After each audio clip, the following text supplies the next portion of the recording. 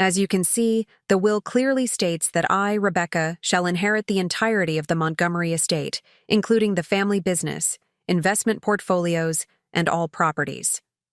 My sister's voice rang through the mahogany-paneled office as she smiled triumphantly at the stunned faces around the table.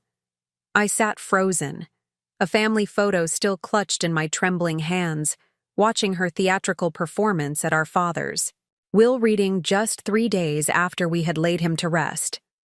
My name is Charlotte Montgomery, and at 32, I was about to lose everything I had spent the last decade building alongside my father. Or so my sister thought. Before we jump back in, tell us where you're tuning in from.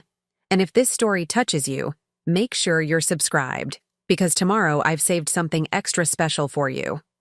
I never expected the reading of my father's will to feel like a courtroom drama, complete with gasps, tears, and a villain twirling her metaphorical mustache. Yet here we were, gathered in the plush conference room of Harrington and Associates, the family's longtime legal firm, as my older sister Rebecca performed the role she'd been rehearsing her entire life, the rightful heir to the Montgomery fortune. "Perhaps we should take a moment," suggested Mr. Harrington, my father's attorney for over 30 years. His silver hair and wire-rimmed glasses gave him the appearance of a kindly professor rather than one of Boston's most formidable estate lawyers. "This is an emotional time for everyone." Rebecca waved her manicured hand dismissively. "There's no need. The document is perfectly clear." She tapped her finger on the will in front of her. "As the eldest child, I inherit everything. Father always believed in traditional succession." Traditional succession. The phrase hung in the air like a bad joke. There had been nothing traditional about my relationship with our father, Richard Montgomery, founder of Montgomery Sustainable Technologies. While Rebecca had been collecting advanced degrees and socialite husbands, I had been beside our father in the trenches of the business for the past 10 years, transforming a conventional energy consulting firm into a leader in renewable technology solutions. I looked around the room at the shocked faces, our family accountant, Mr. Winters, who had witnessed my tireless work expanding the company's portfolio, our household manager, Martha, who had practically raised me after my mother's death, and my fiancé, Daniel, whose hand now squeezed mine under the table in silent support. "This can't be right," I finally managed, finding my voice. Dad and I had discussed succession planning extensively. We had a roadmap for my eventual leadership of MST. Rebecca's smile tightened almost imperceptibly. "Discussions aren't legally binding documents, Charlotte. This will is." She glanced at the attorney. "Isn't that correct, Mr. Harrington?" The elderly lawyer removed his glasses, polishing them slowly with a handkerchief. I recognized this habit from countless business meetings. It was what he did when buying time to choose his words carefully. "The document before us does indeed allocate the Montgomery assets to Rebecca as the eldest child," he acknowledged, causing my stomach to plummet. "However—" "Well, that settles it," Rebecca interrupted, gathering her designer handbag. "I'll have my team begin the transition process immediately. Charlotte, I'll need you to prepare a complete briefing on all current projects and client relationships." She spoke as if ordering coffee, not dismantling my career. I stared at her, truly seeing my sister for perhaps the first time. At 38, Rebecca remained strikingly beautiful, with our mother's elegant features and our father's commanding presence. She had always been the golden child, valedictorian, Ivy League graduate, married to hedge fund manager James Parker by 25. Their subsequent divorce had been Boston's most talked-about split until she'd married, and divorced, tech entrepreneur William Harrison 3 years later. What Rebecca had never been, however, was interested in our father's business. During the rare occasions she had joined us for dinner, she had openly described sustainable energy as tediously practical compared to her art curation work in New York. Yet now she sat before me, prepared to take the helm of a company she had never contributed a single idea to. "You don't know the first thing about running MST," I said, working to keep my voice level. You've never even toured our new research facility. Management is management, Charlotte. The company needs strategic leadership, not technical handholding. She checked her watch. I have a flight back to New York in 3 hours. James, reach out to my assistant to arrange the necessary meetings. Our family accountant, a typically mild-mannered man in his 60s, cleared his throat uncomfortably. Rebecca, with all due respect, MST's growth over the past 5 years has been directly tied to Charlotte's development of the microgrid technology division. The clients specifically work with the company because of her expertise and relationships. Rebecca's expression hardened. Then they'll need to adjust their expectations, won't they? I felt something shift inside me, grief giving way to a cold, clarifying anger. This isn't what Dad wanted. You know it, and I know it. What Dad wanted was proper documentation, apparently, Rebecca replied with exaggerated patience. If he had intended anything else, he would have updated his will accordingly. My mind raced through recent conversations with my father. Just 3 months ago, we had discussed the 5-year succession plan over dinner at his favorite steakhouse. You've earned this, Charlie, he'd said, using his lifelong nickname for me. The board respects you. The team follows you. I couldn't be prouder of what you've built. Had it all been empty words? It seemed impossible that the methodical, forward-thinking businessman I knew would leave such a critical transition to chance.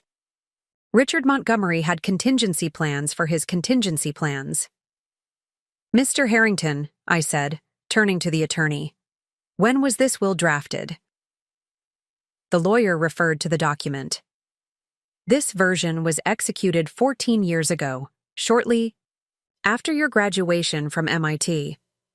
14 years ago, before I had joined the company, before we had developed our patented energy storage system, before I had helped transform MST from a regional consulting firm to an internationally recognized innovation leader.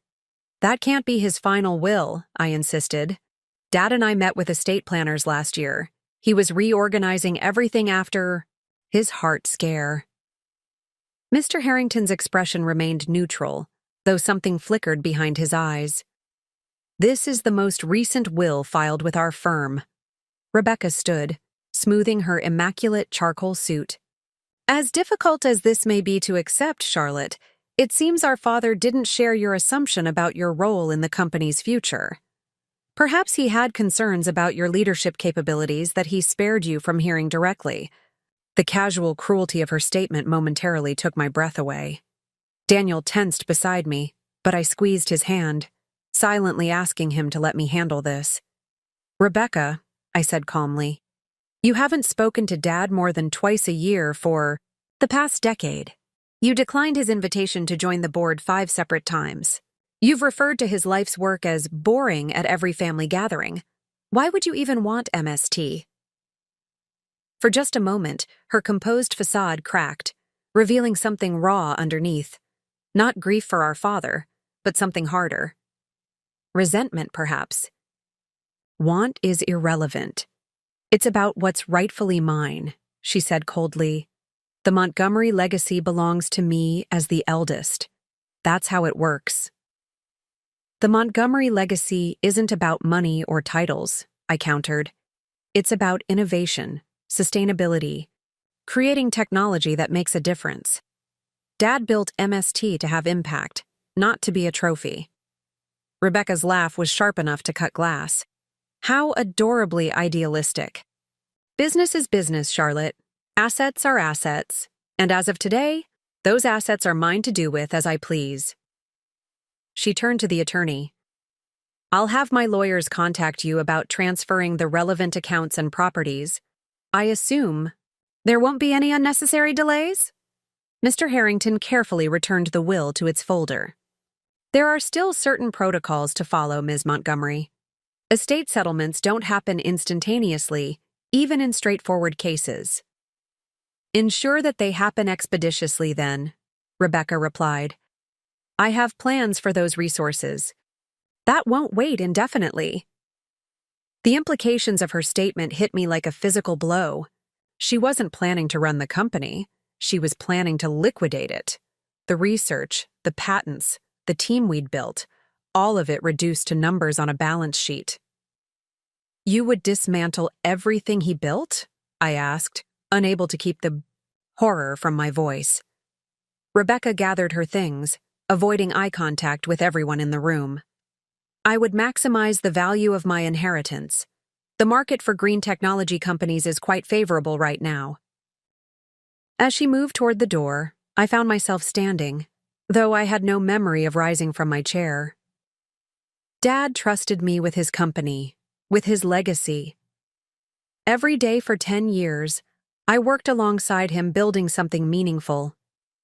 You can't just walk in and destroy that because of an outdated document. Rebecca paused at the threshold, her expression almost pitying. That's exactly how inheritance works, Charlotte. Father made his choice by not updating his will. I suggest you start packing up your office. With that parting shot, she strode out, leaving a stunned silence in her wake. I sank back into my chair, my mind racing. This couldn't be happening. It made no sense that my methodical father would leave such a critical matter unaddressed. He had been meticulous about everything, especially after his heart attack 18 months ago had served as a mortality wake-up call. There has to be something else, I said, looking to Mr. Harrington. Another document, an addendum, something. The attorney's expression remained carefully neutral. I can only work with the documentation that has been properly filed and executed, Ms. Montgomery. But you know this isn't what he wanted, I pressed. You've been his attorney for decades. You've witnessed everything I've contributed to MST. Mr. Harrington closed his portfolio with deliberate care. The law must follow documented intentions, not assumed ones. I suggest you take some time to process today's information before making any decisions. As the meeting broke up, I remained seated, staring at the polished conference table where my future had just been derailed. Daniel stayed beside me, his usual problem-solving engineer's mind clearly searching for solutions. We'll figure this out, he promised, though the uncertainty in his voice betrayed his concern. Your father was too smart to leave things this way. I desperately wanted to believe him, but the evidence suggested otherwise. As everyone filed out, I was left wondering if I had fundamentally misunderstood my relationship with my father. If all those late nights, strategic planning sessions, and proud smiles had meant something entirely different to him than they had to me. Martha, our household manager, was the last to leave. She paused at the door, her kind face lined with concern. Your father adored you, Charlotte. Don't let today make you question that.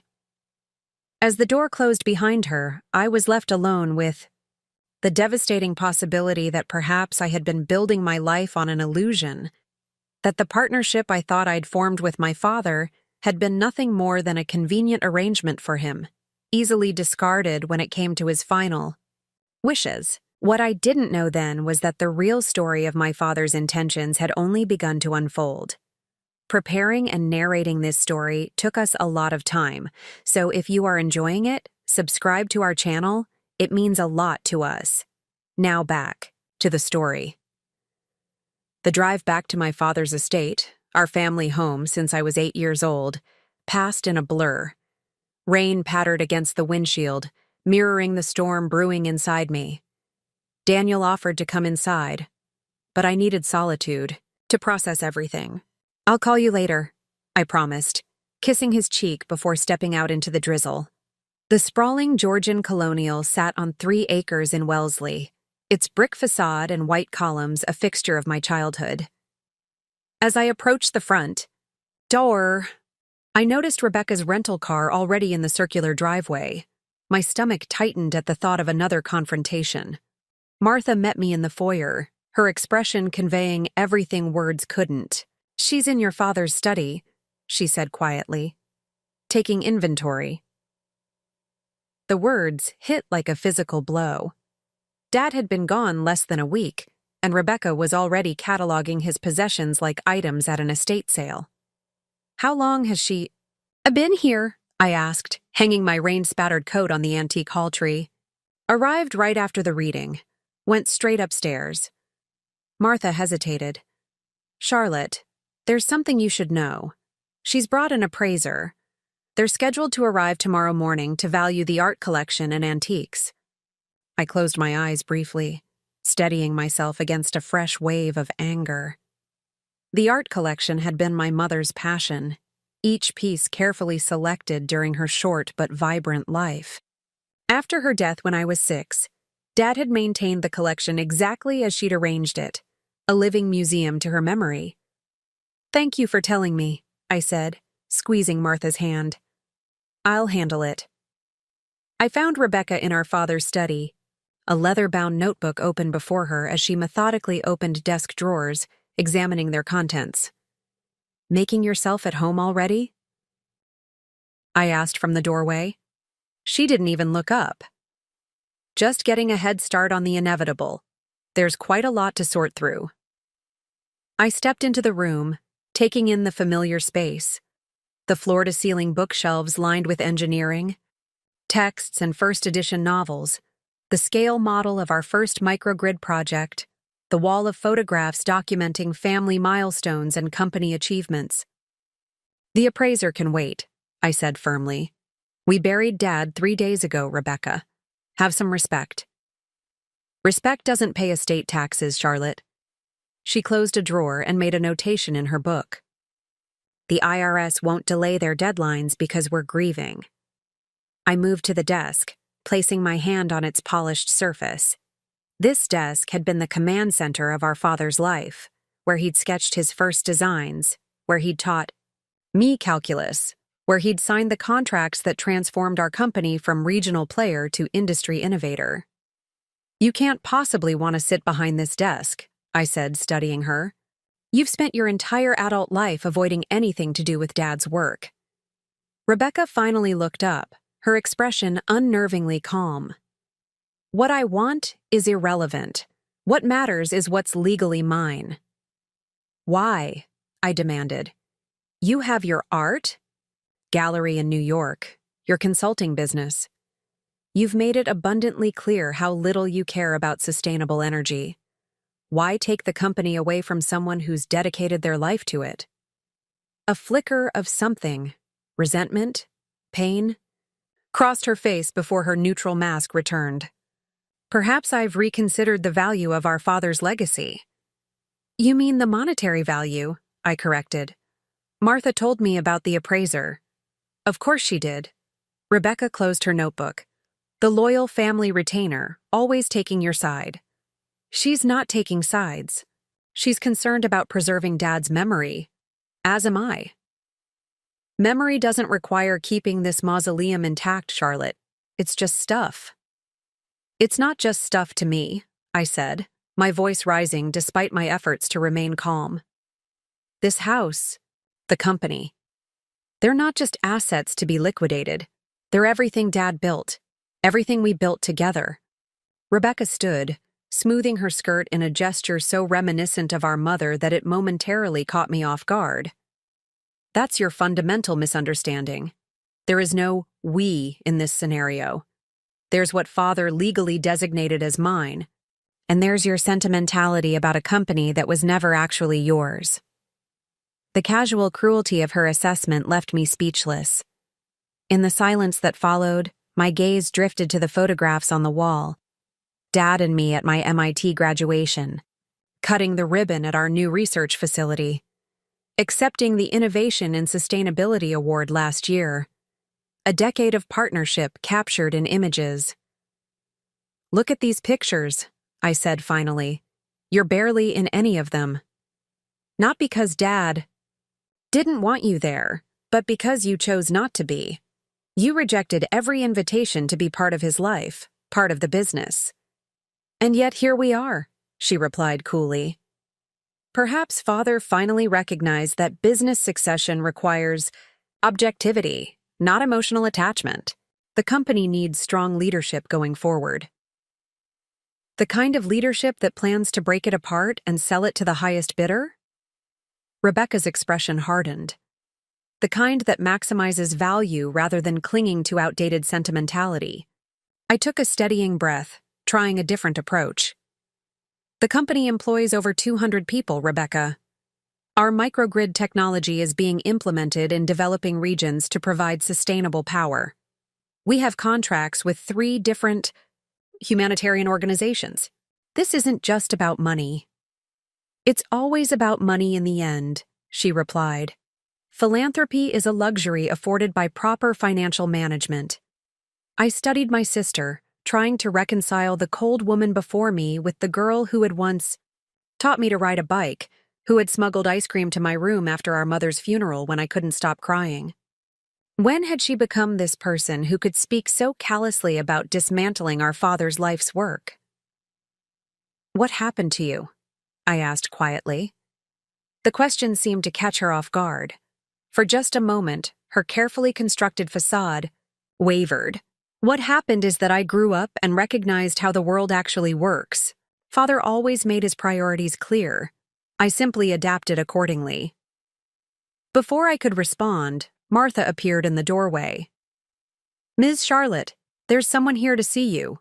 Mr. Lawrence from your father's office. He says it's urgent. Rebecca frowned. Edward Lawrence? The VP of Operations? What could possibly be urgent enough to interrupt a family discussion? I was already moving toward the door, relieved for any interruption to this painful conversation. I'll speak with him in the library. This concerns company matters, Rebecca interjected. As the new owner, I should be present. The entitled presumption in her tone ignited a fresh spark of anger. The transition isn't complete yet. Until it is, I'm still COO of Montgomery. Sustainable Technologies? I found Edward pacing before the library fireplace, still in his work suit despite the late hour. A trusted colleague for 8 years and my father's right-hand man before me, Edward's normally composed demeanor had been replaced by visible agitation. Charlotte, he said, relief washing over his features. Thank God. I've been trying to reach you. Sorry, I turned my phone off after the will reading. What's happening? It's Trans-Pacific Energy. He named our largest competitor, a conventional energy conglomerate that had been trying to acquire our patented storage technology for years. Their CEO called an emergency board meeting this afternoon. They're preparing to announce a hostile takeover bid for MST. The news hit like a bucket of ice water. That's impossible. They'd need majority shareholder approval, and my father owned controlling interest, which now apparently belongs to your sister, Edward said grimly. Their CFO reached out to me unofficially. Rebecca contacted them 3 days ago, the day after your father's funeral, to discuss acquisition terms. The betrayal was so complete, so calculated that for a moment I couldn't process it. She approached them before she even knew she was inheriting? Apparently she was quite confident about the outcome. Edward ran a hand through his salt and pepper hair. Charlotte, if Trans-Pacific acquires us, they'll strip the company for patents and shut down all our humanitarian projects. Everything we've built will be dismantled. The full implications clarified with terrible precision. Trans-Pacific had opposed our renewable energy initiatives at every turn. Their business model depended on maintaining dependence on conventional energy sources. They didn't want our innovations to succeed. They wanted to bury them. She can't do this, I said, mind racing. The board would never approve it. With controlling interest, she wouldn't need full board approval. And Trans-Pacific is offering a significant premium over market value, enough to tempt even the most loyal directors. I sank into a leather armchair, trying to process this new development. How much time do we have? Their announcement is scheduled for Monday morning. Once it goes public, our stock will be in play. Edward checked his watch. Less than 60 hours. Have you spoken with the other board members? Tried to reach all 7. 3 are firmly opposed to any Trans-Pacific deal. 2 are on the fence. Jenkins and Michaels haven't returned my calls. And legally? Is there anything we can do to Block this? Edward's expression was grim. Not if your sister holds controlling interest? The bylaws are clear. What bylaws? I interrupted. The company bylaws or the shareholder agreement? Both. Your father established them during the last restructuring to ensure— He stopped suddenly, eyes widening. The restructuring. After his heart attack. 18 months ago? I confirmed, a glimmer of hope sparking. Dad completely reorganized the company's structure and governance. I remember signing dozens of documents.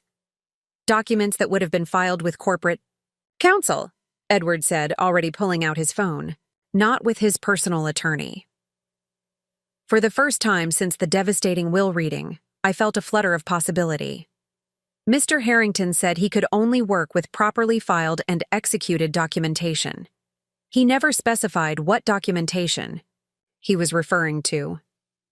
I'll call Sullivan immediately, Edward said, referring to our corporate counsel.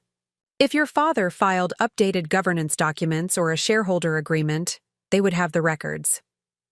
As Edward stepped away to make the call, I heard footsteps in the hallway. Rebecca appeared in the doorway, her expression icy. Having a little emergency meeting without me? She asked. How inappropriate, considering the circumstances. I stood, facing her directly. Is it true you contacted Trans-Pacific about selling the company? Before Dad was even in the ground? If she was surprised by my knowledge, she didn't show it. I explored potential options. Any responsible business owner would do the same. You're not a business owner yet, I reminded her. And Trans-Pacific has fought against everything our company stands for. They would dismantle our research division and terminate our humanitarian projects. Rebecca shrugged, the gesture so casual it made my blood boil. Business is business. Sentiment has no place in asset management. Behind her, Edward ended his call, giving me a subtle nod that sent hope coursing through me. We'll see about that, I said, gathering my things.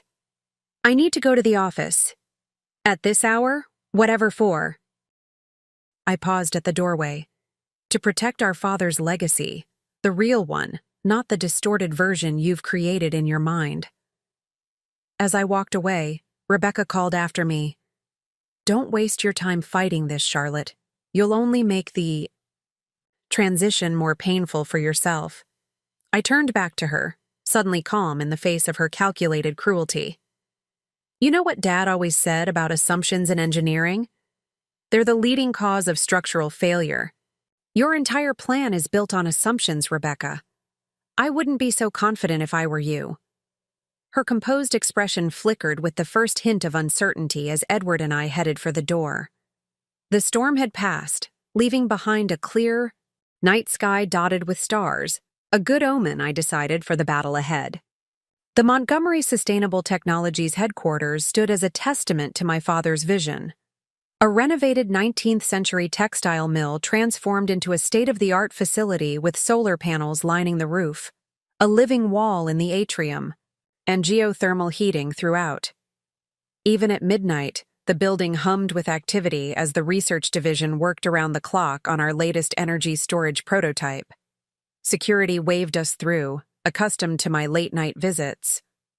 The elevator carried us to the executive floor, where Edward used his keycard to access my father's private office, a space I hadn't been able to bring myself to enter since his passing. I spoke with Sullivan, Edward explained as he switched on the lights. He's meeting us here with whatever documentation he has regarding the restructuring. If your father created any additional provisions or amendments, they would be in the corporate records, not his personal estate files. The office stood frozen in time, exactly as my father had left it the Friday before his unexpected heart attack. Engineering journals stacked neatly on the side table, the whiteboard still covered with his distinctive handwriting, outlining the quarterly goals. His reading glasses perched atop a pile of technical specifications. I moved to his desk, running my fingers along the smooth wood. This doesn't make sense, Edward. Dad was methodical about everything. especially succession planning. After his first heart attack, he became obsessed with ensuring a smooth transition. Why would he leave the company vulnerable? He wouldn't, Edward said firmly. Richard Montgomery prepared for every contingency. If there's a plan in place, we'll find it. The office door opened, and James Sullivan entered, our silver-haired corporate counsel carrying a leather document case. His expression was grave but determined as he set the case on the conference table. Charlotte, Edward, he greeted us. I've brought everything related to the restructuring 18 months ago. There's quite a bit to go through. For the next 2 hours, we combed through corporate bylaws, shareholder agreements, board resolutions, and governance documents. The restructuring had been comprehensive, designed to protect the company's mission of advancing sustainable energy solutions regardless of leadership changes. Here, Sullivan said, pointing to a clause in the shareholder agreement. This is unusual. Your father created a special class of voting shares with specific transfer restrictions.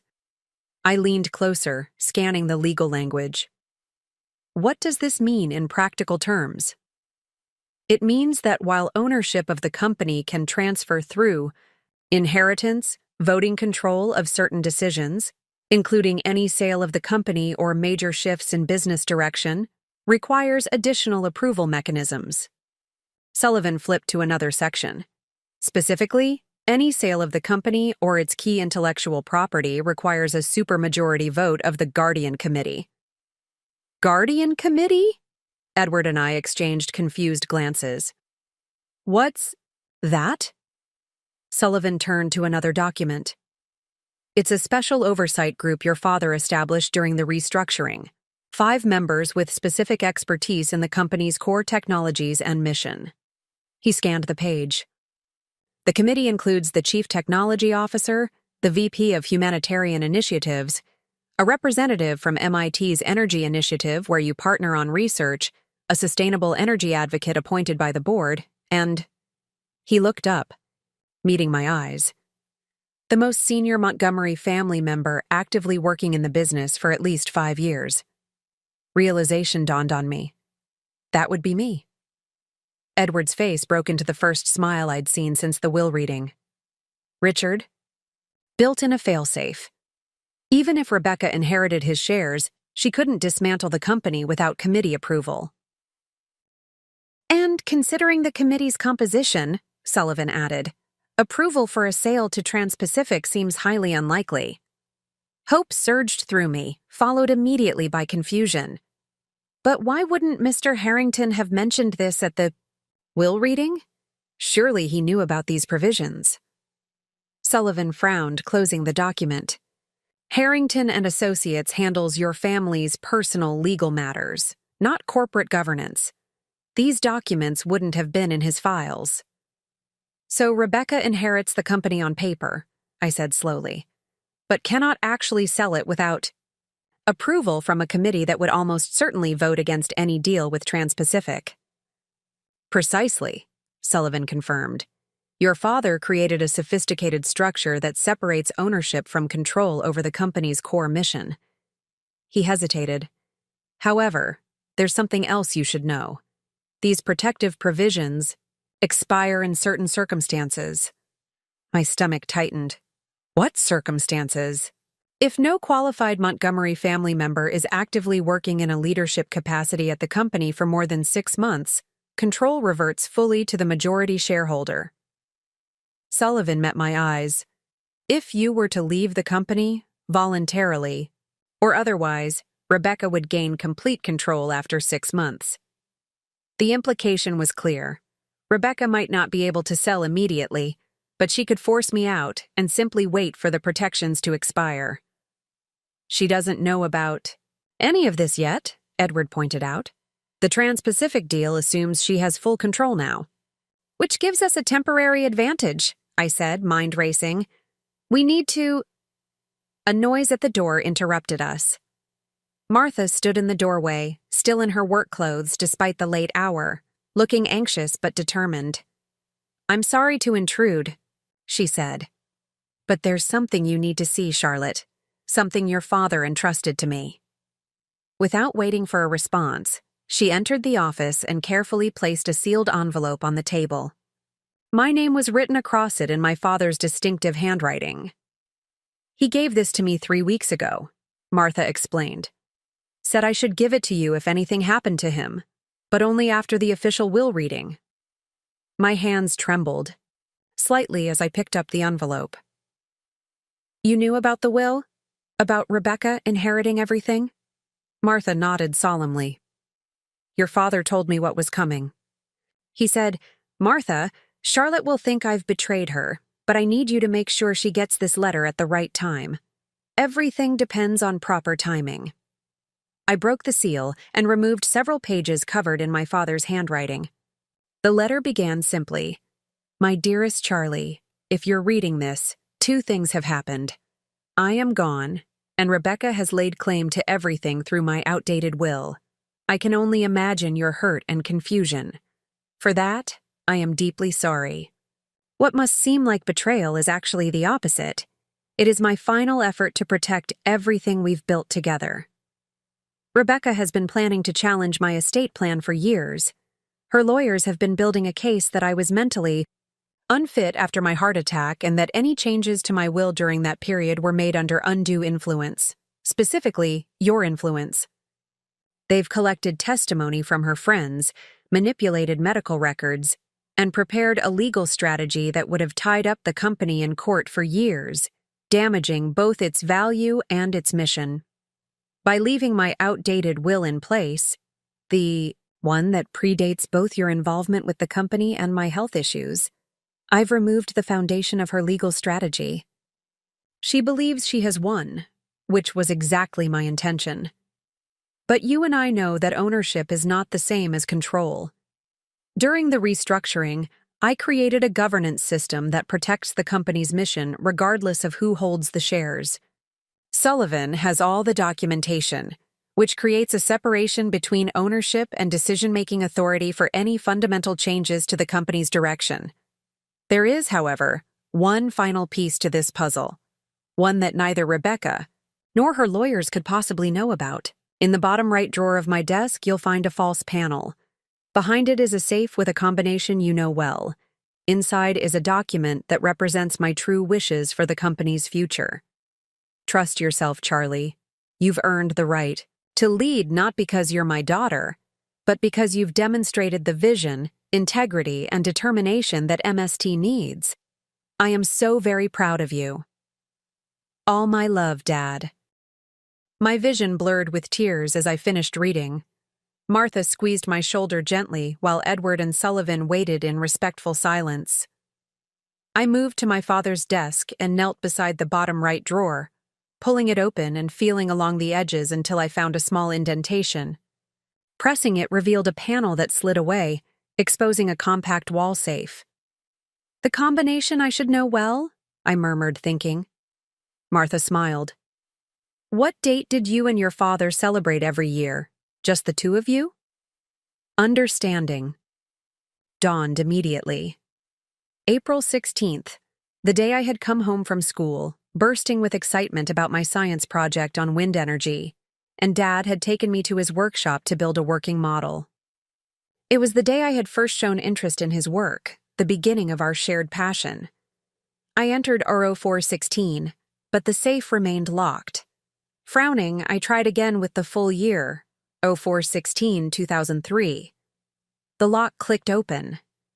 Inside was a single document in a sealed envelope marked Succession Plan, Final Version, with copies for corporate counsel, the board of directors, and me. With trembling fingers, I broke the seal and unfolded the papers. The document was dated just 3 weeks before my father's death. A comprehensive succession plan naming me as his chosen successor as CEO of Montgomery Sustainable Technologies, with a detailed transition timeline, strategic objectives, and governance structure.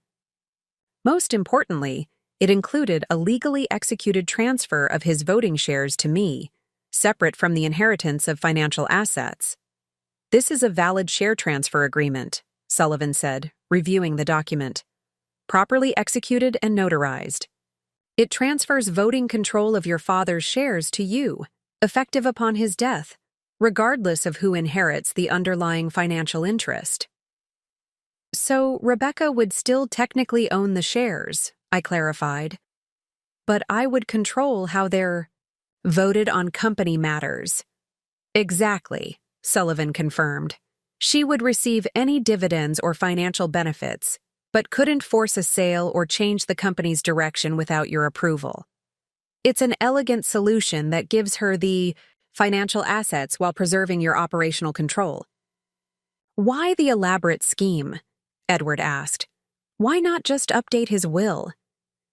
Because of her legal challenge strategy, I said, understanding filling me. Dad knew she would tie up an updated will in court, claiming he was mentally incompetent. After his heart attack. This way, the will itself doesn't matter. The share transfer is a separate corporate document that would be much harder to challenge. Martha nodded. Your father was playing chess while Rebecca was playing checkers. He knew exactly what she would do and planned accordingly. For the first time since the will reading, I felt something beyond grief and betrayal, a sense of my father's continuing presence, his strategic mind still working to protect everything we had built together. Does this mean Charlotte is now in control of the company? Edward asked. Sullivan nodded, a smile breaking across his face. It does, effective immediately. The weight that had been crushing me since the will reading began to lift. I wasn't powerless. I hadn't been abandoned or betrayed. My father had trusted me with his greatest creation. He had simply needed to be strategic about how he transferred that trust. Trans-Pacific won't be happy, Edward warned. They've likely spent considerable resources preparing for this acquisition. Neither will Rebecca, I added, the momentary elation giving way to pragmatic concerns. She'll challenge this arrangement. She can try, Sullivan said confidently. But your father created a nearly bulletproof structure. The share transfer agreement is separate from his estate, properly executed when he was demonstrably of sound mind, and consistent with his documented succession planning going back years. It would be extraordinarily difficult to invalidate. I gathered the documents, my mind already shifting from defense to offense. We need to inform the board immediately and prepare a statement rejecting any potential offer from Trans-Pacific.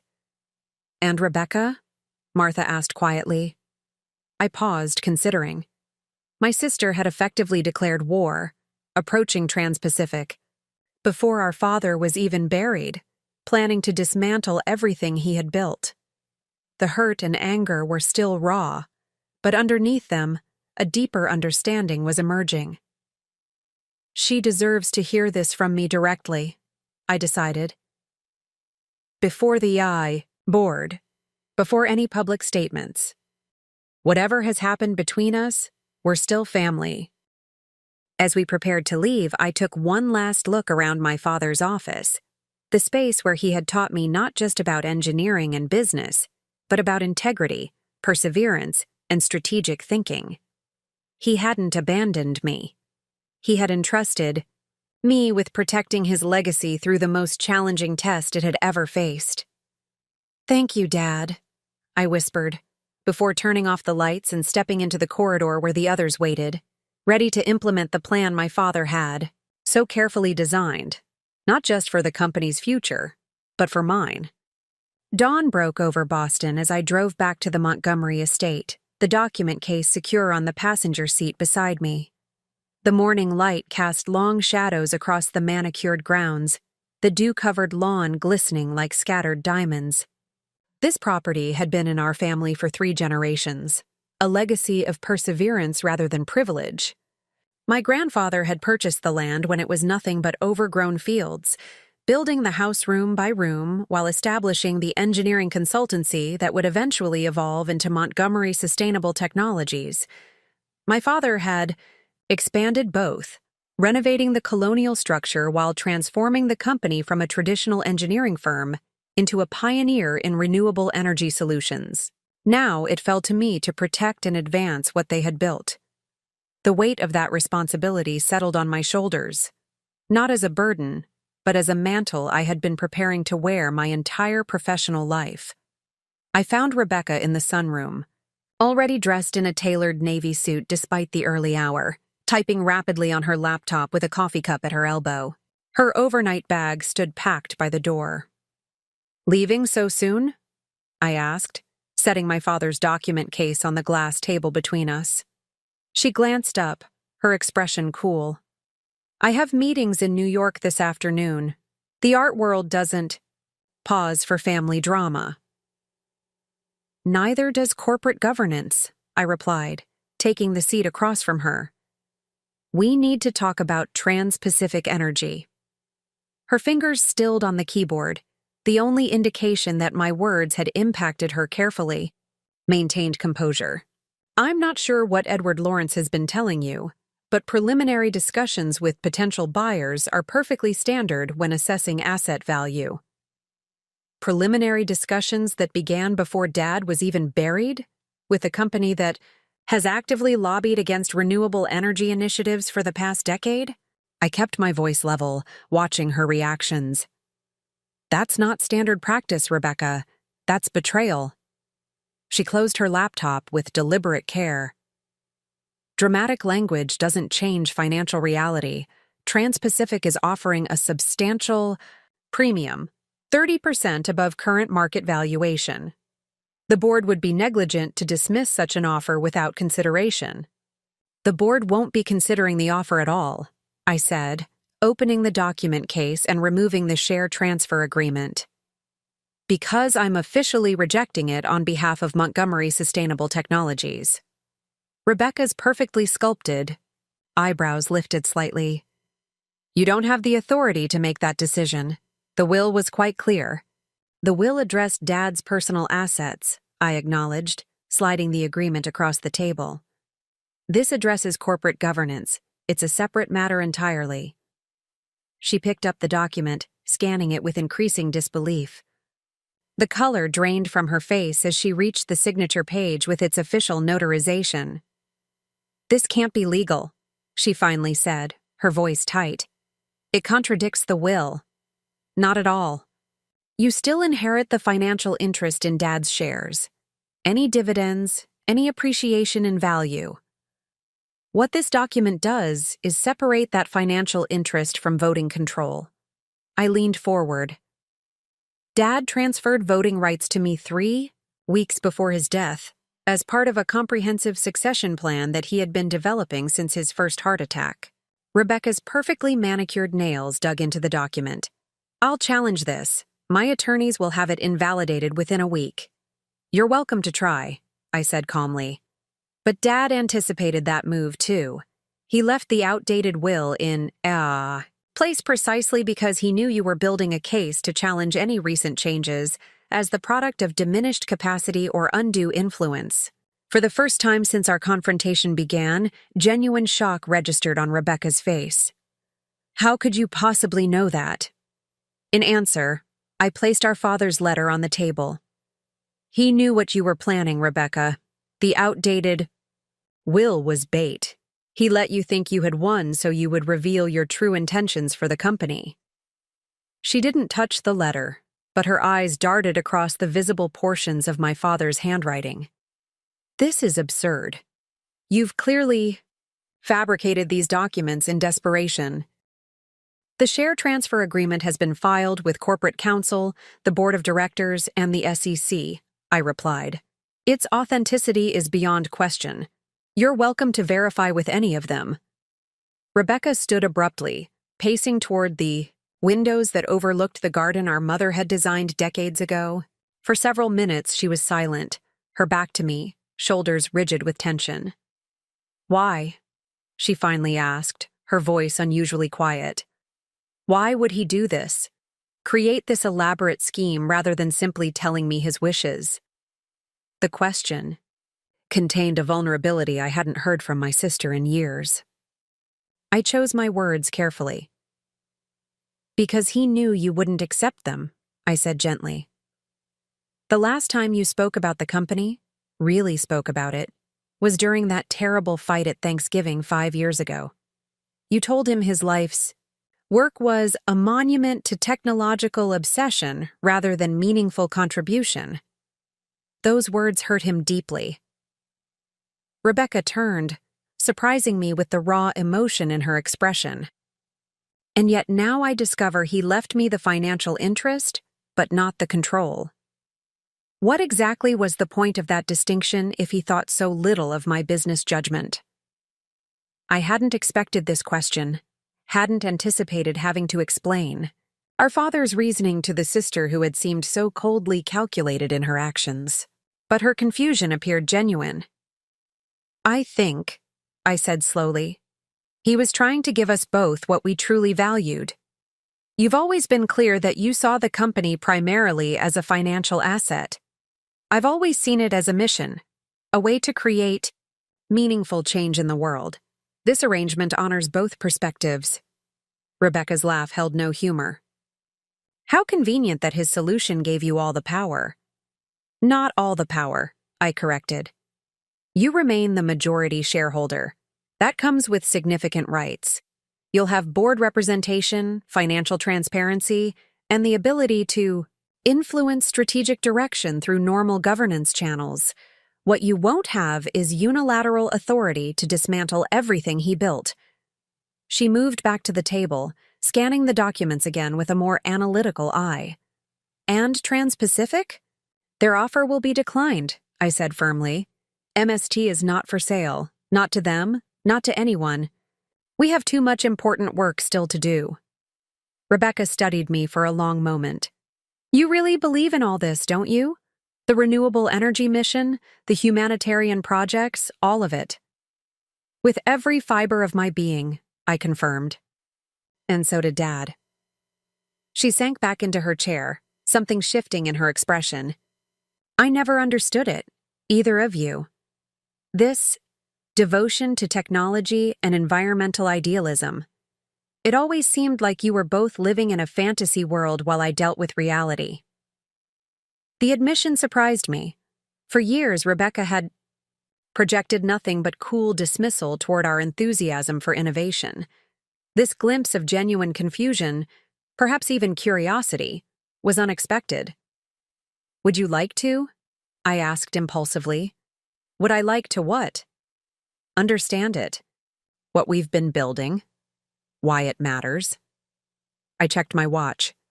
The research facility is 20 minutes from here. I could show you what we're working on. What you now partially own. No strings attached, just information. Suspicion flashed across her features. Why would you do that when I just tried to sell the company out from under you? It was a fair question. Why was I extending this olive branch to someone who had demonstrated such callous disregard for everything I valued? The answer came from a memory. Rebecca, at 16, helping me with my science fair project the week our mother died, staying up all night to finish the display when grief had overwhelmed me. Somewhere beneath the hardened exterior was the sister who had once cared deeply about family. Because despite everything, you're still my sister, I said simply. And Dad believed you deserved to benefit from his life's work, even if he couldn't trust you with controlling it. I'm trying to understand and honor that distinction. Something complicated passed across Rebecca's face, skepticism giving way to reluctant curiosity. Fine, she said after a pause. Show me this miraculous technology that supposedly justifies preventing a highly profitable sale. We'll take my car, I offered, relieved that she had agreed. But first, I need to make a quick call. Stepping into the hallway, I called Edward to update him on the situation. Rebecca knows about the share transfer. We're heading to the research facility so I can show her what we've been developing. Are you sure that's wise? Edward asked, concern evident in his voice. She was ready to sell us out yesterday. She's still a major shareholder, I reminded him. Better she understands what she owns than remains completely alienated from it. Have Dr. Lin prepared to demonstrate the microgrids. Your father would be proud of your approach, Edward said after a pause. He always believed in building bridges rather than walls, even with difficult people. Especially with difficult people, I corrected with a small smile, remembering Dad's favorite saying. Anyone can collaborate with easy partners.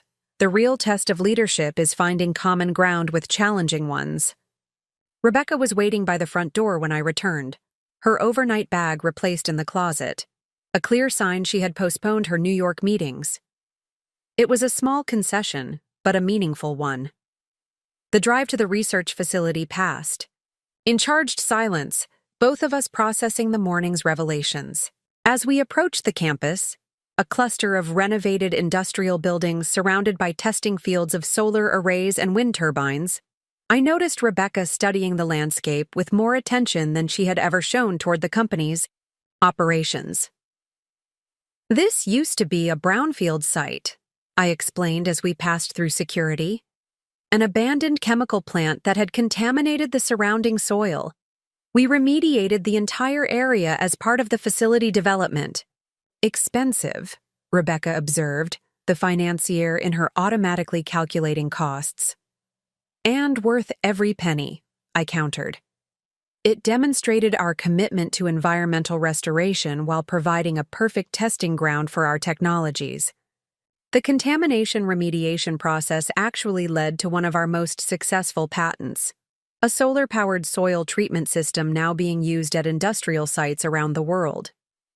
As we parked, Rebecca's attention was drawn to a group of students touring one of the testing fields. School field trip? Engineering fellows, I corrected.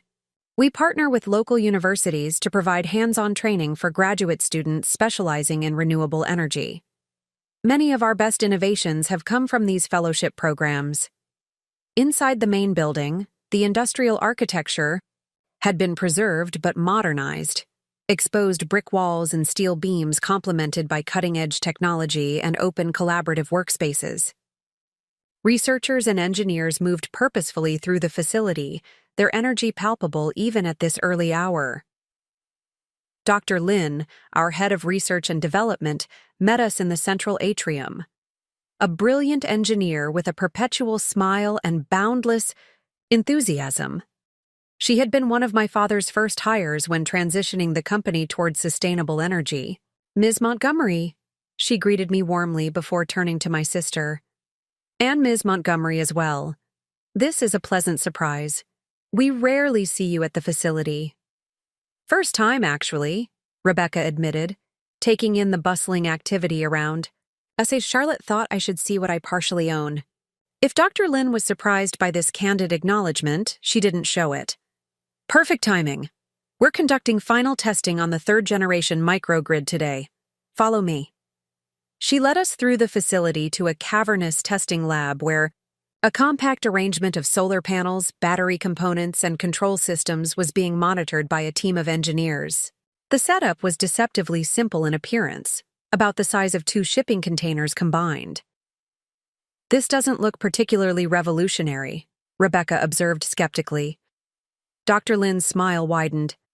That's precisely the point. This system can provide reliable electricity for a community of 5,000 people using renewable sources, at a third of the cost of traditional infrastructure, with components that can fit in a standard shipping container for deployment anywhere in the world. She gestured toward a wall of monitors displaying data from field tests. We currently have prototype systems operating in rural communities across 3 continents, places that never had reliable electricity before. Children studying after dark for the first time. Medical clinics able to refrigerate vaccines. Small businesses operating equipment that was previously impossible. The pride in her voice was unmistakable, and I watched carefully as Rebecca absorbed the information, her expression thoughtful rather than dismissive. Trans-Pacific has been trying to acquire this technology for years, I explained quietly. Not to deploy it, but to shelve it. It threatens their entire business model of centralized energy production and distribution. Rebecca turned to me, her financial acumen connecting the dots. That's why they were willing to pay such a premium. This isn't just about acquiring a competitor, It's about preventing disruption to their core business. Exactly, I confirmed. If they controlled this technology, it would never reach the communities that need it most. For the first time since our confrontation began, I saw genuine understanding dawn in my sister's eyes, not just of the business implications, but of the human impact behind our work. It wasn't agreement, not yet, but it was a beginning. "Show me more," she said, surprising me with what sounded almost like genuine interest. "I want to understand exactly what I almost sold." For the next 3 hours, I guided Rebecca through every division of Montgomery Sustainable Technologies. The executive floor where strategic decisions were made. The engineering labs where innovations were tested and refined. The project management center where implementations around the world were monitored in real time. With each stop, I watched my sister's expression shift from skeptical to contemplative. In the Advanced Materials Laboratory, Dr. Patel demonstrated our newest solar panel coating, a nanomaterial that increased efficiency by 22% while reducing manufacturing costs. This makes solar economically viable even in regions with less consistent sunlight, he explained, displaying comparison data on nearby monitors. We're targeting a 30% price reduction within 18 months. Rebecca studied the financial projections with her analyst's eye. The market impact would be substantial. Every percentage point reduction in cost exponentially expands the potential customer base. Exactly, Dr. Patel beamed, pleased by her quick grasp of the implications. Sustainability only succeeds at scale, which requires economic viability, alongside environmental benefits. In the Humanitarian Projects Division, we reviewed a digital map displaying our implementation sites across developing regions. Green dots representing operational microgrids, yellow for those under construction, and red for communities on the waiting list. Each of these green dots represents approximately 5,000 people with reliable electricity, often for the first time, explained Samira Nair, our Director of Global Initiatives. Many of these communities previously relied on diesel generators, running a few hours daily, expensive, polluting, and unreliable. Rebecca moved closer to the display, studying the distribution pattern. There are hundreds of sites. 827 active installations, Samira confirmed, with another 300 scheduled for completion this year. The profit margins must be minimal, Rebecca observed, her financial instincts automatically calculating returns. On the humanitarian projects specifically, yes, I acknowledged. We operate those at just above cost. But the technological advancements and field testing from these implementations drive innovations that benefit our commercial applications, where margins are substantial. We ended the tour in the company museum, a room my father had insisted on creating to document both our successes and failures. Display cases showcased prototypes from various stages of development, while wall panels told the story of Montgomery Sustainable Technologies, from its origins as a traditional engineering firm to its current position as a renewable energy pioneer. Dad believed we should celebrate our failures alongside our achievements, I explained, gesturing toward a case containing several damaged components labeled Lessons in Material Limitations. Each of these represents a design approach that didn't work, and the knowledge gained from understanding why. Rebecca paused before a photograph of our father at 26, standing proudly before the company's original office, a converted gas station with a hand-painted sign. "I barely remember this place," she said softly. "I must have been 4 or 5 when he moved to the downtown office." "You used to draw pictures on his blueprints," I recalled, surprised by the sudden memory. "He kept one framed in his office for years. Your crayon doodles all over a structural analysis." A ghost of a smile touched her lips. "He called it my first contribution to the company." The smile faded as quickly as it had appeared. That feels like several lifetimes ago. We arrived at the timeline wall displaying key milestones in the company's evolution. Near the center was a photograph that caught Rebecca's attention. our father cutting a ribbon at the opening of the research facility, with a teenage Rebecca grudgingly standing beside him while I bounced excitedly on his other side. "I remember. That day," she said, studying the image. "I was furious about having to cancel plans with friends to attend this corporate photo opportunity." "You made that abundantly clear," I recalled with a small laugh. "Dad bribed you with a new car to get you to smile for the cameras." "A BMW convertible?" Rebecca confirmed, surprising me with her own quiet laugh. "I was an expensive PR element." We fell silent, both contemplating the captured moment from years ago, a rare occasion when our entire family had been present. For a company milestone, however reluctantly on Rebecca's part. "Why did you stop coming?" I asked, the question emerging before I could consider its wisdom. "To company events, I mean. You were involved when we were younger, even if not enthusiastically. Then one day you just weren't anymore." Rebecca's expression closed slightly, her professional mask slipping back into place. For a moment, I thought she would deflect the question or respond with her usual dismissive coolness. Instead, she moved to a bench in the center of the room and sat, gathering her thoughts. "Do you remember Mom's gallery?" she asked unexpectedly. The question caught me off guard. Our mother had owned a small art gallery in the city's South End before her death, a space I had only vague memories of visiting as a young child. "Barely," I admitted. "I was only 6 when she died." "It was magical," Rebecca said, her voice softer than I'd heard in years.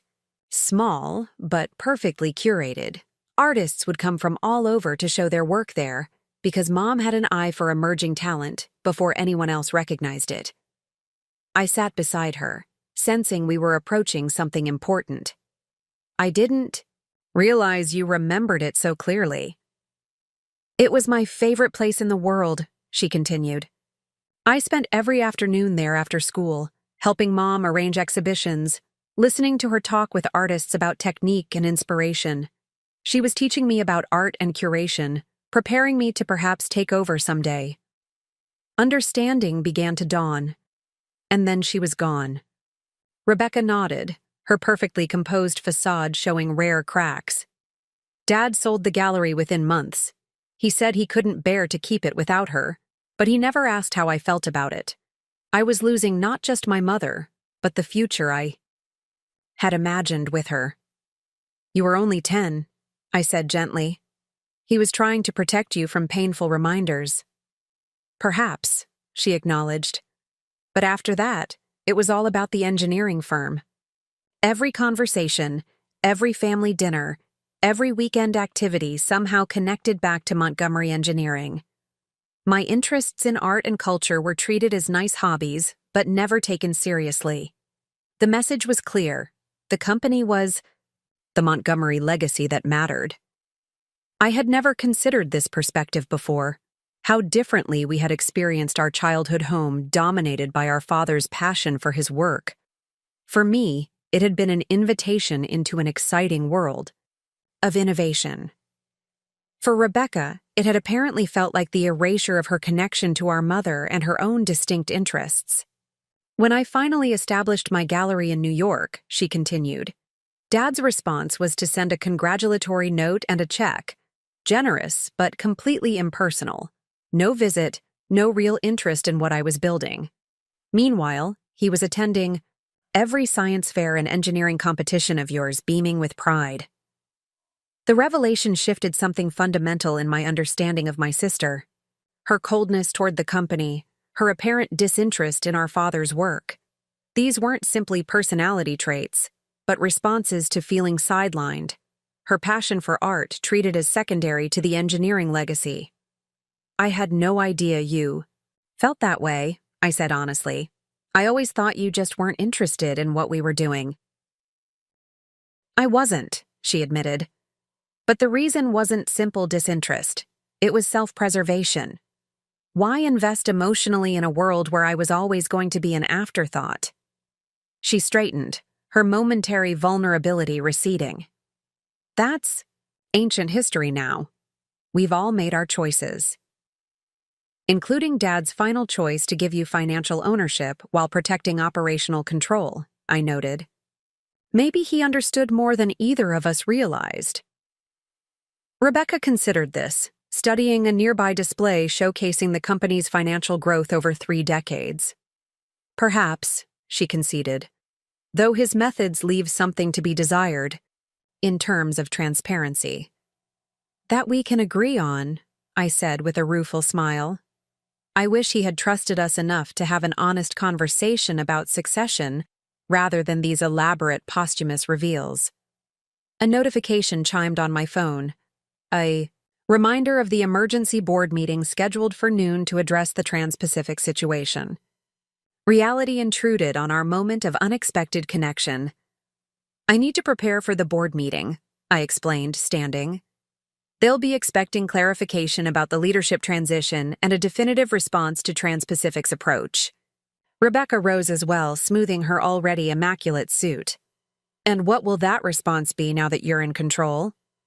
A firm rejection of any acquisition offer, I said without hesitation, along with a request for the board's support of the succession plan Dad put in place.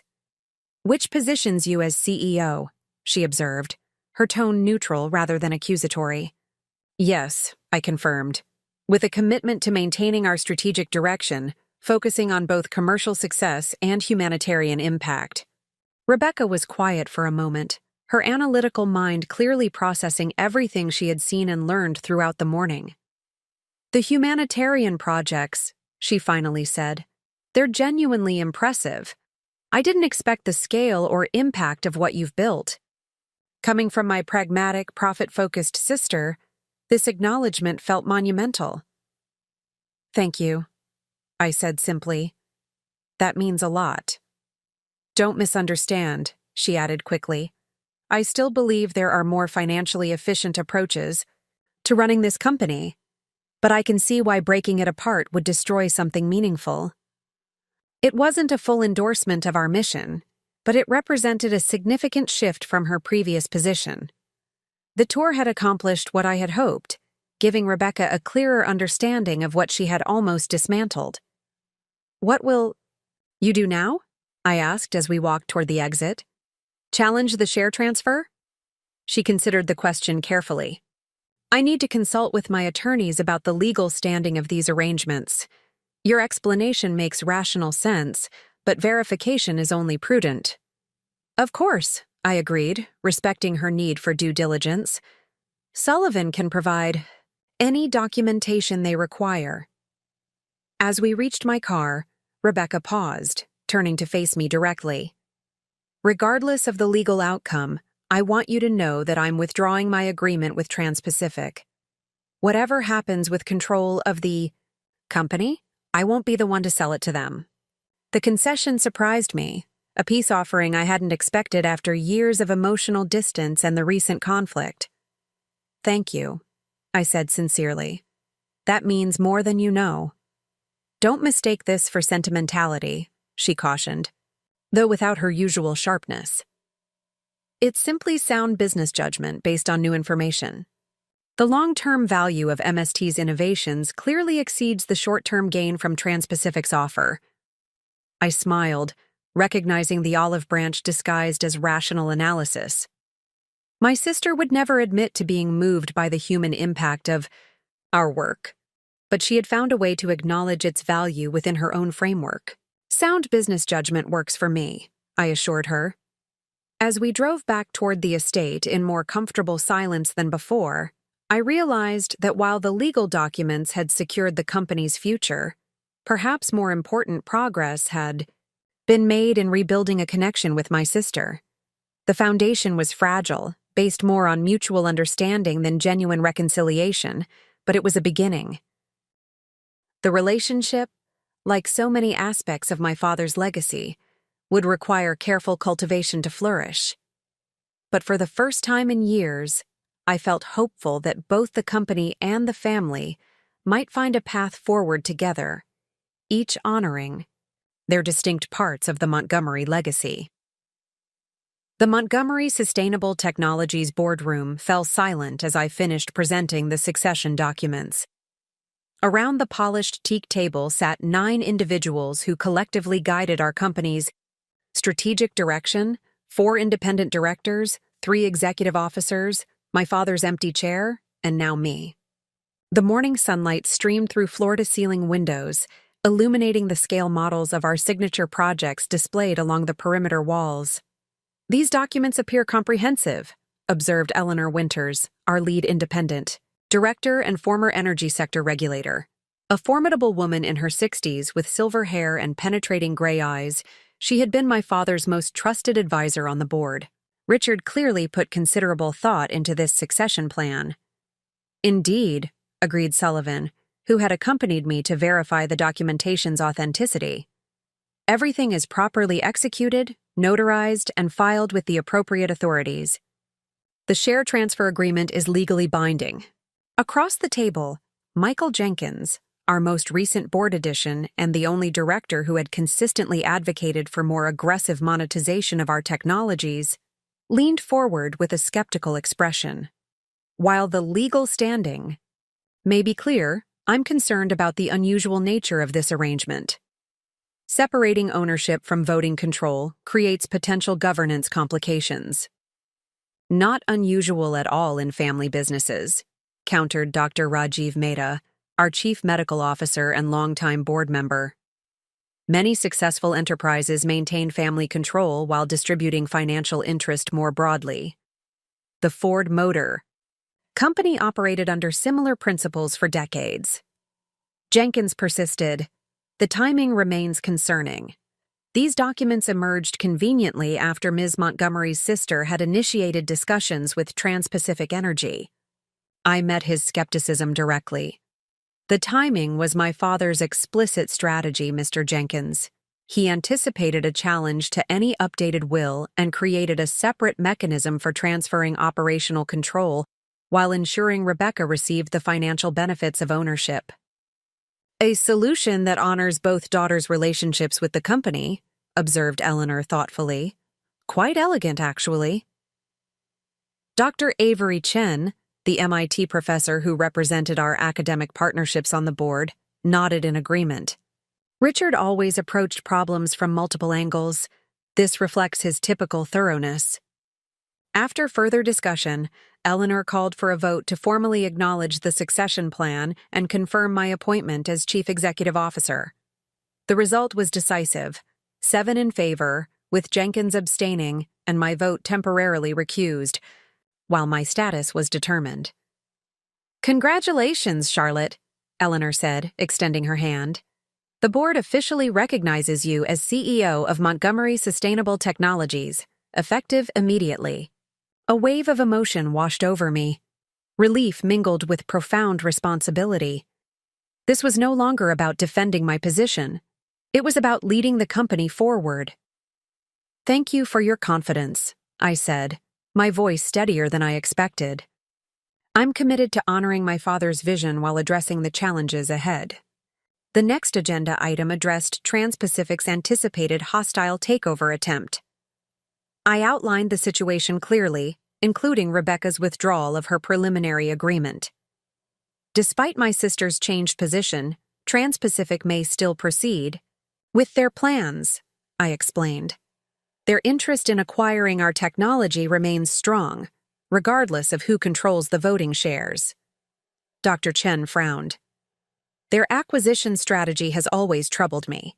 Their public commitment to renewable energy contradicts their lobbying efforts against emission regulations." "Precisely," I agreed. "Our analysis suggests they intend to acquire our microgrid technology to control its deployment, potentially delaying widespread implementation that would threaten their conventional energy infrastructure investments." Edward Lawrence, attending as our Chief Operating Officer, presented our recommended response strategy. "We propose issuing a clear statement rejecting any acquisition interest, accompanied by an accelerated development timeline for our humanitarian projects.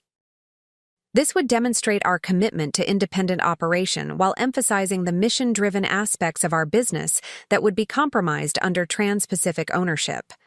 The board unanimously approved this approach, with Jenkins finally joining the consensus after receiving additional financial projections showing the long-term value of independence versus immediate acquisition returns. As the meeting concluded, Sullivan pulled me aside. Rebecca's attorneys have requested copies of all succession documentation. She's conducting her due diligence, as expected. Provide everything they need, I instructed. Complete transparency is in everyone's best interest. Eleanor approached next, her expression warm but serious.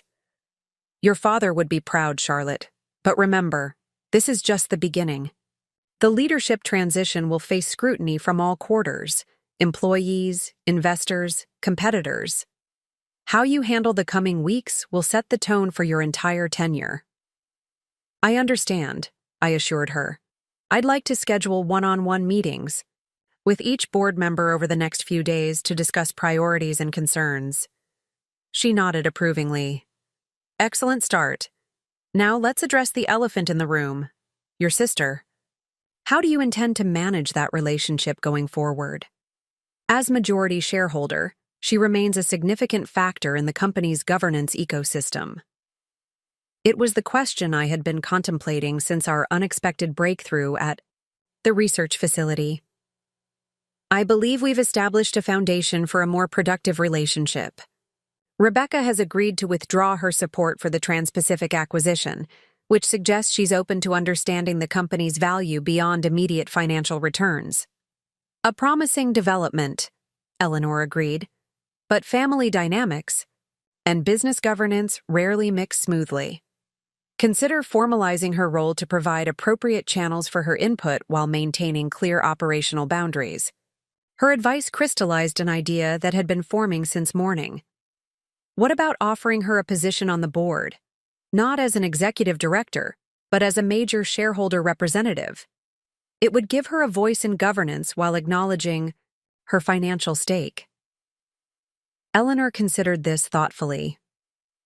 Unconventional after such conflict, but potentially inspired. It would transform an adversarial relationship into a collaborative one, if she's receptive. I believe she might be, I said, thinking of Rebecca's surprising appreciation for our humanitarian projects. She's seen what we're building here. That understanding changes the equation. After the board dispersed, I remained in the conference room, absorbing the reality of my new position. The wall of past leaders featured photographs of my grandfather, my father, and now an empty frame waiting for my official portrait. 3 generations of Montgomery innovation, with me as the latest steward. A knock at the door interrupted my contemplation. Martha entered carrying a small wooden box I recognized immediately, my father's fountain pen case. Your father wanted you to have this when you took leadership, she explained, placing the box before me. He used these pens to sign every significant contract in the company's history. Inside were 3 vintage fountain pens, each representing a phase of Montgomery Sustainable Technologies evolution. The oldest, a restored Parker 51 from the 1940s, had belonged to my grandfather. The second, a classic Mont Blanc Meisterstück, had been my father's daily companion throughout his career. The third was unfamiliar, a contemporary Namiki with a custom-designed barrel featuring our company logo inlaid in mother-of-pearl. A small note in my father's handwriting accompanied this newest edition. For Charlotte, to write the next chapter. The thoughtfulness of this gift, prepared while he was still alive in anticipation of this moment, moved me deeply. It wasn't just a ceremonial heirloom but a tangible symbol of continuity and evolution, each generation building upon the foundation laid by those who came before while adding their unique contribution. My assistant appeared at the door. Your 11 o'clock is here. The executive team is assembled in the strategy room. Taking a deep breath, I selected the Namiki pen, sliding it into my jacket pocket. Thank you, I'll be right there. The executive team, 12 Division, leaders who managed MST's daily operations, waited anxiously, clearly briefed on the morning's developments, but uncertain about implications for their respective areas. These were the individuals who would translate vision into implementation, whose support would be essential for successful leadership transition. "Thank you all for coming on such short notice," I began, taking my position at the head of the table. Not my father's usual seat, but the adjacent one. A subtle acknowledgement that I would lead differently while honoring his legacy. I outlined the succession plan, the board's confirmation of my appointment, and our unified response to Trans-Pacific's acquisition attempt. With each point, I observed their reactions carefully, noting which leaders appeared relieved, concerned, or calculating how these changes might affect their positions. "I know this transition comes with uncertainty," I acknowledged. "You've all worked closely with my father, some for decades. His leadership style was distinctive and effective. I won't attempt to replicate it exactly because that would be inauthentic and ultimately unsuccessful." The honesty appeared to resonate, tensions visibly easing around the table. "Instead," I continued, "I intend to build on his foundation while bringing my own perspective to our challenges. To that end, I'll be meeting individually with each of you over the next 2 weeks to discuss your priorities, concerns, and ideas."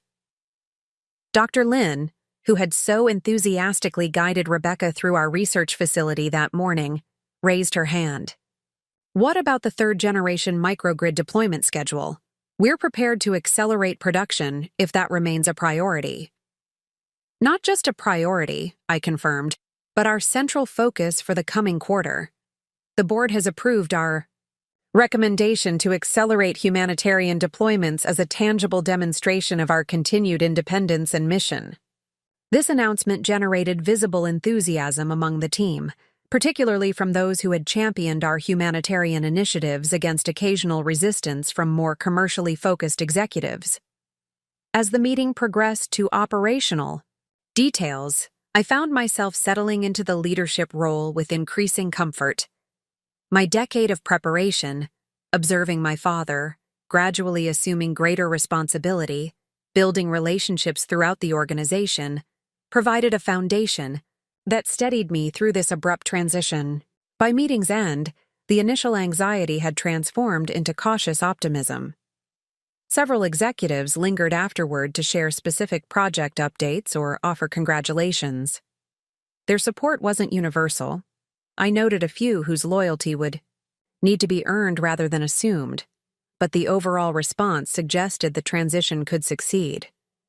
As the day continued, I addressed one constituency after another: our communications team to craft the public announcement, our investor relations director to prepare market updates, our legal department to finalize responses to Trans-Pacific's anticipated maneuvers. Each interaction built momentum for the transition while reinforcing the message of continuity amid necessary evolution. By late afternoon, I had reclaimed enough mental space to consider the most delicate relationship requiring attention, Rebecca. Despite our morning breakthrough, the legal and emotional complexities of our new arrangement demanded careful navigation. I found her in my father's study at the estate, reviewing financial documents with focused attention. Her laptop displayed spreadsheets analyzing MST's historical performance compared to industry benchmarks. "Doing your homework?" I asked, setting down a tray with 2 cups of tea, Earl Grey with lemon, which had been our mother's favorite. Rebecca looked up, her expression unreadable. "Due diligence. Your board presentation was impressive, according to my sources." "The directors recognized Dad's clear intentions," I acknowledged, taking the chair across from her. "They've formally appointed me as CEO, effective immediately." She nodded, neither surprised nor visibly upset by this confirmation. "Sullivan provided the documentation my attorneys requested. They're reviewing everything now." I pushed 1 teacup toward her. "And your preliminary assessment?" Rebecca accepted the cup, her gesture toward civility matching mine. "The share transfer agreement appears legally sound. Dad was methodical, as always." "And your position regarding Trans-Pacific?" "As I said this morning, I've withdrawn my preliminary agreement. I've instructed my attorney to inform them directly." She took a careful sip of tea. They were not pleased. I could imagine the reaction from the multinational energy conglomerate that had believed it was on the verge of acquiring our innovative technology, only to have the opportunity evaporate. They may still pursue a hostile approach. Unlikely to succeed given the governance structure Dad created, Rebecca observed with dispassionate analysis. The supermajority requirements for any acquisition approval make their path nearly impossible. Without your support. Her clinical assessment of the situation reinforced my impression from the morning. Rebecca might not share my emotional investment in the company's mission, but she possessed a razor-sharp understanding of business dynamics. This perspective, so different from my own, could be valuable if properly channeled. I've been considering your position going forward, I said, deciding to present the board idea directly. As majority shareholder, you have a legitimate interest in the company's governance, even with voting rights separated. Rebecca's eyebrow lifted slightly. I anticipated being relegated to a purely passive investor role. That would waste your expertise, I countered, and create unnecessary tension where we could instead build something productive. What exactly are you proposing? A board position, I said straightforwardly. As shareholder representative, it would give you visibility into strategic decisions and a voice in governance while respecting the operational boundaries Dad established. Surprise flickered across her features before her analytical expression returned. After I attempted to sell the company to Trans-Pacific, you're offering me a board seat? That's either extraordinarily generous or remarkably naive. Neither, I replied calmly. It's pragmatic. You're intelligent, financially astute, and now have a better understanding of what MST actually does. Your perspective would be valuable, particularly regarding financial optimization that doesn't compromise our core mission. Rebecca studied me with newfound curiosity. You're serious? Completely. The alternative is to maintain an adversarial relationship that benefits neither of us nor the company. She set down her teacup, considering the offer with the careful deliberation she applied to all business decisions. I would need certain assurances regarding information access and genuine consideration of my input. Reasonable expectations for any board member, I agreed. Sullivan can draft appropriate terms for mutual review. Rebecca nodded slowly. I'll consider it seriously. As I left her to her deliberations, I felt a sense of cautious optimism. The path forward remained challenging, rebuilding trust. With my sister would take time, just as fully assuming leadership of the company would require proving myself beyond my father's reputation. Yet for the first time since his death, I could envision how both relationships might evolve towards something meaningful, honoring the past while creating a future that neither my father nor I could have anticipated alone. His final gift hadn't just been the company leadership, but the opportunity to forge a new connection with my sister who had seemed permanently estranged. Later that evening, as I sorted through files in my newly occupied CEO office, I discovered a small envelope tucked into my father's succession plan, a final message I had overlooked in the earlier review. Charlie, it read in his distinctive handwriting. Leadership isn't about having all the answers, but about asking the right questions and listening carefully to the responses. Your greatest strength has always been seeing bridges where others see only chasms. Trust that ability, especially with Rebecca. You two are more alike than either of you realizes, stubborn, brilliant, and fiercely protective of what you value. Those shared qualities caused your divergence. They can also enable reconciliation if approached with wisdom rather than righteousness. I've left you both parts of my legacy in the hope that together you might build something greater than I could imagine alone. With love and confidence, Dad. I tucked the note carefully into my journal, recognizing it as both blessing and challenge. The coming days would test my leadership in ways I couldn't yet anticipate, but for now I had taken the first essential steps, securing the company's future and extending an olive branch that might, with care and patience, heal the family fractures. my father had tried to address in his characteristically indirect way. Tomorrow would bring new challenges, but tonight, for the first time since my father's death, I felt truly ready to face them. The official announcement of my appointment as CEO generated exactly the media storm we had anticipated. By 9 the UIDAO, following morning, my inbox overflowed with interview requests. My phone buzzed constantly with congratulatory messages, and our corporate communications team had established a command center to manage the public narrative. The financial press is focused on the unusual share structure, explained Diane Matthews, our head of communications, during our morning briefing. The Wall Street Journal is calling it Montgomery's innovative succession solution. Bloomberg has requested an exclusive on the governance arrangement. And the technology publications? I asked, scanning the media summary she had prepared.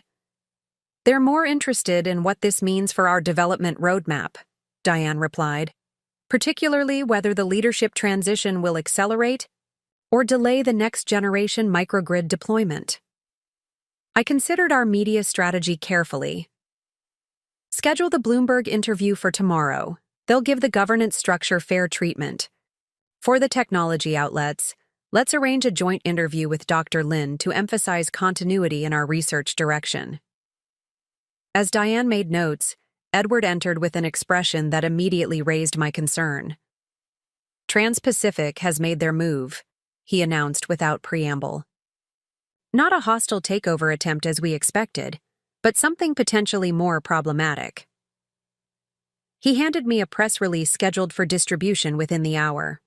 Trans-Pacific Energy was announcing a major new initiative, the Global Access Energy Program, with superficial similarities to our humanitarian projects, but backed by $5 billion in funding and partnerships with 3 international development organizations. They're positioning themselves as the humanitarian alternative, I realized, scanning the document. Promising conventional energy infrastructure to developing regions with financing terms that appear generous on the surface. Edward nodded, grimly. It's designed to undercut our market position while claiming the moral high ground. Their CEO is giving a press conference at noon, framing this as practical solutions versus experimental technology. The strategy was clever. Rather than directly attacking our company, Trans-Pacific was establishing a competing narrative about the best path toward global energy access, conventional infrastructure versus our renewable microgrids. Their vastly greater resources could potentially overwhelm our carefully built implementation network.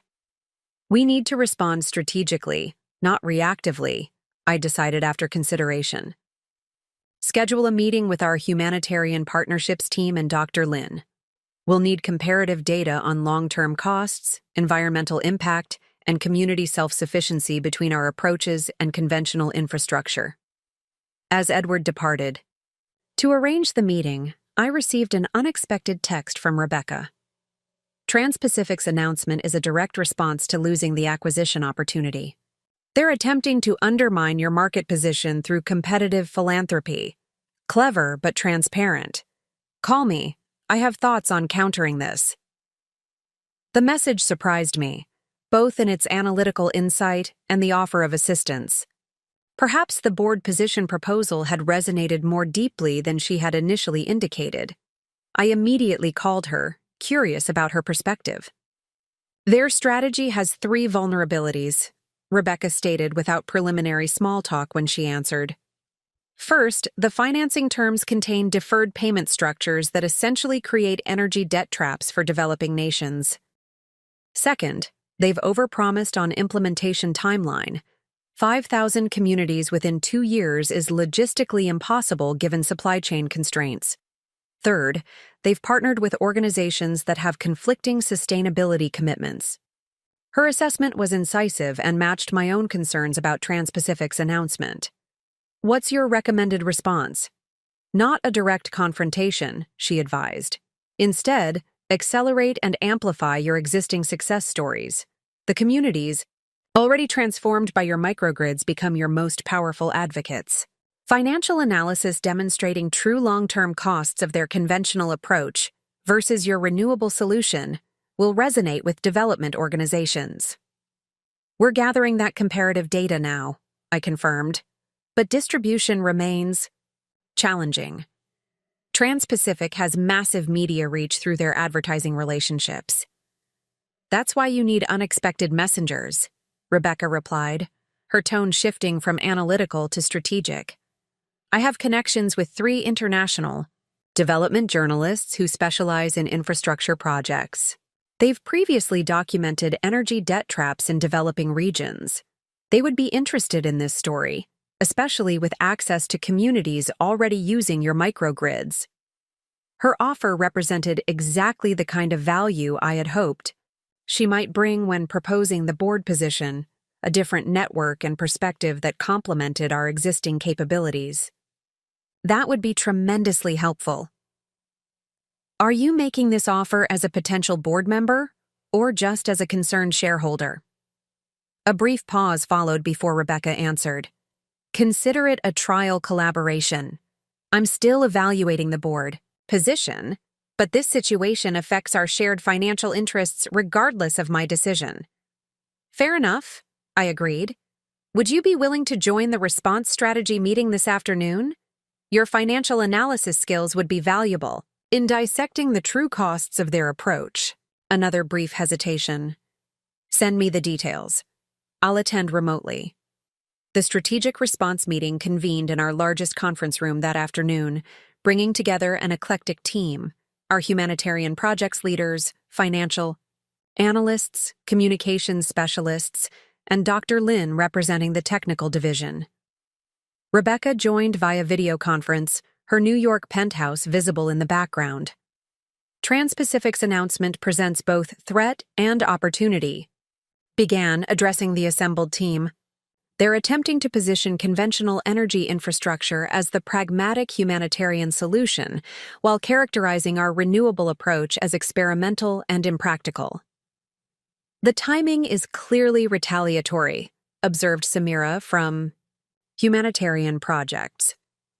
They've never shown interest in development work before losing the acquisition opportunity. Precisely, I agreed. But their announcement has drawn significant media attention to energy access challenges in developing regions, attention we can leverage to highlight the advantages of our approach. Dr. Lin presented technical comparisons between conventional infrastructure and our microgrid solutions, emphasizing self-sufficiency, maintenance requirements, and environmental impact. Samira followed with implementation case studies from communities already transformed by our technology. When Rebecca's turn came, she shared her screen to display a sophisticated financial analysis of Trans-Pacific's proposed program. Their financing structure essentially creates perpetual dependence, she explained, highlighting sections of their announcement documents. Communities must purchase fuel continuously at rates that escalate over time, while maintenance requirements ensure ongoing service contracts with Trans-Pacific subsidiaries. Her presentation impressed even the skeptics in the room who had questioned her involvement given recent events. Her analysis was thorough, precise, and damning, revealing the program as a thinly disguised market expansion strategy rather than genuine humanitarian initiative. The critical question, Rebecca concluded, is which story reaches key decision-makers in development organizations and government funding agencies. Trans-Pacific has advertising resources, but you have something more valuable, demonstrable: success and genuine independence from fossil fuel supply chains. The collaborative energy in the room shifted the dynamic from defensive reaction to strategic opportunity. By meeting's end, we had developed a comprehensive response plan, not attacking Trans-Pacific directly, but rather amplifying our existing successes through carefully selected channels while providing third-party analysis of the long-term implications of both approaches. As the team dispersed to implement various aspects of the plan, Rebecca remained on the video conference. That was surprisingly productive, she observed. Your team is competent. Coming from Rebecca, this constituted high praise. They're exceptional, I agreed. Each brings different expertise but shares commitment to the mission. Mission-driven organizations often sacrifice financial discipline for idealism, she noted. That doesn't appear to be the case here. Your operational metrics are impressive considering the challenging implementation environments. Her acknowledgement of our business fundamentals represented significant progress from her previous dismissal of our work as impractical idealism. We've worked hard to ensure sustainability in both environmental and financial terms. The mission fails if the business model doesn't support continued innovation. Rebecca's expression remained analytical, but had lost some of its characteristic skepticism. I've been reviewing the quarterly projections and 5-year strategic plan. Your growth trajectory is ambitious but supported by reasonable assumptions. Does that influence your thinking about the board position? I asked directly. It does, she admitted after a moment's consideration, as does the response to today's competitive challenge. Your team demonstrated adaptability I hadn't expected. Then you'll accept the position?